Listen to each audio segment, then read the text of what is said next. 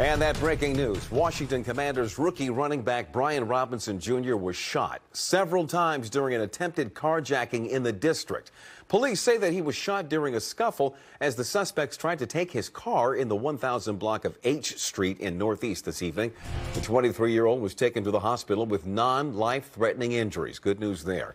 Every season, there are a few feel-good stories in football, and maybe the biggest one this year has been Brian Robinson. He grew up in Tuscaloosa, and he went to Alabama, where he balled out in his last season. The Commanders drafted him in the 3rd round of the draft, and at one point, it looked like Robinson was going to be the starting running back in Washington. That was until Robinson was shot twice in an armed robbery. He not only lived, but he didn't suffer any structural damage in his knee. Robinson started working to get back, and by week 2, he was doing drills, and he returned in week 5 to an electric Washington crowd. It's been 3 weeks, and Robinson is already the starting running back for the Commanders. What a story. On August 28th, he was driving in DC and was the victim of an attempted carjacking or an armed robbery. It was 2 teenagers, and the police ended up finding the gun from the incident a few blocks away from where it happened. Robinson actually managed to wrestle a firearm away from one of the guys, which did end up stopping the robbery attempt. He ended up getting shot twice in the incident though. One hit him in his glute, and the other went into his knee. Luckily, the one that hit his knee exited cleanly, and none of his major ligaments or bones were affected. If the bullet had hit his knee in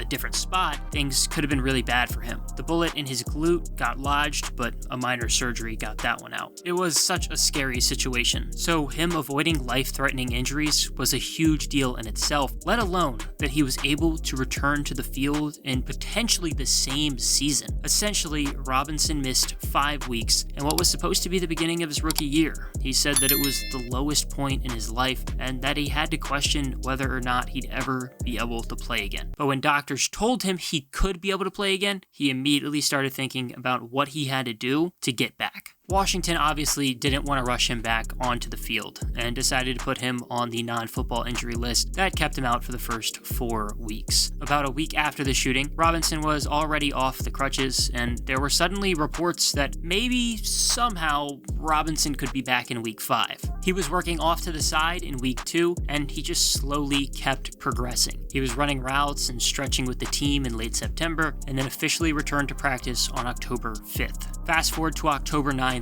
42 days after he was shot in an attempted robbery, Robinson made his NFL debut in week 5 against the Titans. It was so hype, such an amazing moment. He came out to many men by 50 Cent, and he went on to get 22 yards on 9 carries. In the offseason, it looked like Brian Robinson might steal the starting running back job from Antonio Gibson. And obviously, the shooting changed that, but in week 6, Robinson was the starter, capping off an incredible comeback story. He carried the ball 17 times for 60 yards and a touchdown. That one touchdown was the game winner too. This past week, Robinson was still the main ball carrier for the Commanders. I actually went to the game, and Robinson played well. He rushed for 73 yards on 20 carries in an upset win over the Packers. Just an amazing story, and it was so cool to be able to be there and see him in person. Now, rookies can't win comeback player of the year, but if there ever was a reason to change that rule, I mean, it'd be now. I get why a rookie can't win the award. If somebody suffered an injury in college, it doesn't really make sense to reward that as comeback player of the year. But if a player were to be drafted in the league and suffer something as big as getting shot twice and return only a few weeks later to take over the starting role of his team and play well, that seems like a pretty good case to win comeback player of the year.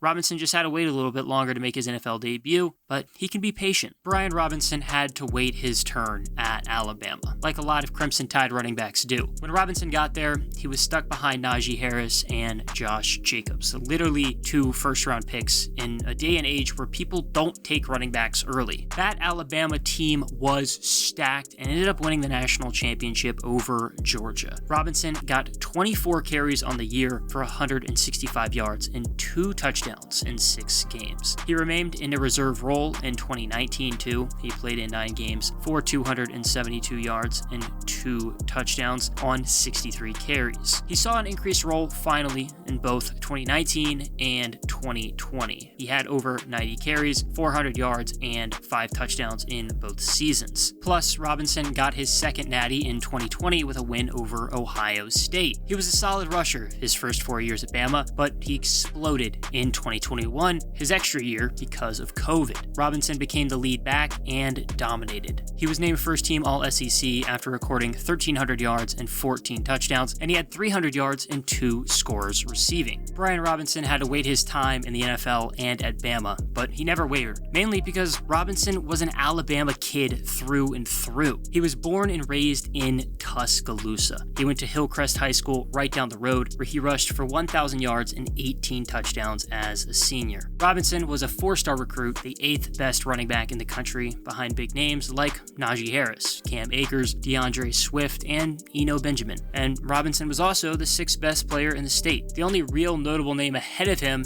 was the man himself, Henry Ruggs. Now, Ruggs got taken ahead of Robinson at the draft too, but yeah, Henry Ruggs. Brian Robinson was a very interesting player at the draft. At 6'1", 225 pounds, he has a pretty good build for the position. He's a tough runner, and he does a good job of running behind his blockers. Plus, he's solid at catching passes out of the backfield, but the biggest thing is, unlike most college running backs, he didn't get much wear and tear on him because he was buried at Alabama. Robinson isn't the craziest athlete and doesn't always have the best vision. The biggest negative of his game is probably pass protection. It's really just not his biggest strength. He was ranked all over the place as a prospect, but for the most part, Brian Robinson was supposed to be a developmental guy, and now as a rookie, well, he's a starter a few weeks in. Brian Robinson got put in an interesting spot in Washington. He came to a team that had a solidified number 1 back, Antonio Gibson. Commanders fans like myself have had our frustrations with Gibson, to say the least. He has a bit of a fumbling problem, and it's very annoying. Dude just cannot hold on to the ball. Gibson had 6 fumbles on 300 touches in 2021. Shockingly, he hasn't had a fumble this season on 93 touches, but he did fumble in the preseason. Fumbles were already a concern, and after Gibson fumbled in the preseason, he ended up running special teams at practice while Brian Robinson took first team reps. It looked like Robinson might have won the starting job before the shooting. Regardless, it didn't take him long to win the job once he got back. The only other running back in Washington consistently that gets thrown out there is J.D. McKissic, who is kind of in contention with Brian Robinson, but has a very different role. McKissic is really just the 3rd down back and used in the pass game a lot. So McKissic is going to continue to cut into Robinson's workload, and Washington has been cycling back and forth between Brian Robinson and Antonio Gibson in recent weeks, and it's worked. Washington has looked pretty solid in recent weeks. The Commanders started the season 1-4, and that isn't particularly ideal, but all of a sudden, Washington has rattled off 2 straight against the Bears on Thursday Night Football, and then somehow the Commanders downed Aaron Rodgers on Sunday. Washington faces the Colts next week, who are now starting Sam Ehlinger at QB after Matt Ryan was benched. He was dealing with a shoulder injury, but Frank Reich said the change was going to happen either way. Suddenly, Washington has a chance to end up 4-4 after 8 weeks. The Commanders could be 500, but it doesn't really matter because they'll still be the worst team in the NFC East.